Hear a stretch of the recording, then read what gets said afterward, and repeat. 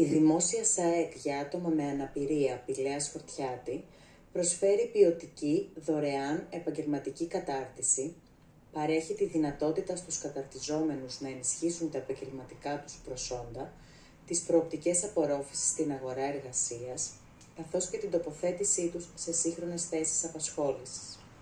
Απευθύνεται κυρίως σε άτομα με αισθητηριακές αναπηρίες όρασης και ακοής, αλλά και λοιπές αναπηρίες. Οι ειδικότητες που θα λειτουργήσουν το εκπαιδευτικό έτος 2025-2026 είναι τεχνικός χειριστής ηλεκτρονικών υπολογιστών και τηλεφωνικών κέντρων, παροχής πληροφοριών και εξυπηρέτησης πελατών, αποκλειστικά για τυφλούς και άτομα με προβλήματα όρασης. Τεχνικός μαγειρικής τέχνης αρχιμάγειρας.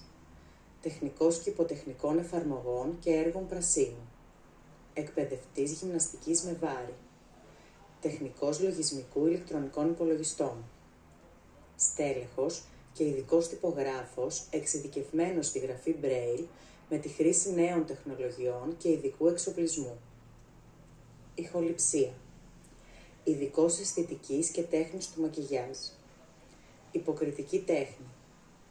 Βοηθός παιδαγωγών πρώιμης παιδικής ηλικίας. Η διάρκεια φοιτησης σε όλες τις ειδικότητες είναι 4 εξάμηνα για τους κατόχους απολυτηρίου όλων των τύπων λυκείου και 2 εξάμηνα για πτυχιούχους ΤΕΛ ή ΤΕΕ Β κύκλου ή ΕΠΑΛ της αντίστοιχης μόνο ειδικότητας. Επιπρόσθετα, έχει 1 εξάμηνο πρακτικής άσκησης, ώστε να έρθουν οι καταρτιζόμενοι σε επαφή με την αγορά εργασίας. Η πρακτική άσκηση δύναται να είναι αμοιβόμενη. Με το τέλος των σπουδών, οδηγείστε στην απόκτηση κρατικού διπλώματος, το οποίο χορηγεί το Υπουργείο Παιδείας μετά από εξετάσεις πιστοποίησης και είναι αναγνωρισμένες από τον ΑΣΕΠ.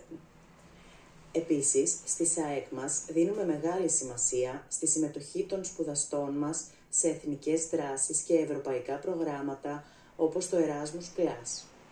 Στα τμήματα των σπουδαστών με προβλήματα ακοής υπάρχει πάντα επαγγελματίας διερμηνέας της ελληνικής νοηματικής γλώσσας για να διευκολύνει την εκπαιδευτική διαδικασία. Δηλώστε τώρα την ειδικότητα που σας ενδιαφέρει να παρακολουθήσετε τον Οκτώβριο στον παρακάτω σύνδεσμο. Σας περιμένουμε.